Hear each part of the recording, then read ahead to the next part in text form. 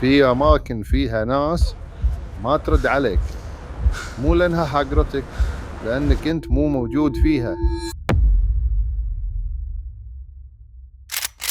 دخلت البيت، كنت متأكد إنه فاضي. قعدت، كلمت واحد، كل شيء كان طبيعي بالبداية، بس فجأة حسيت إن في شيء غلط. طلعت برا ورحت أطلب شيء، بس ولا أحد رد علي. الكل كان يتحرك بس مو معاي. أمشي بينهم ولا أحد يطالعني، كأني مو موجود. صرخت، تكلمت، ناديت، بس الصمت كان أقوى من كل شيء.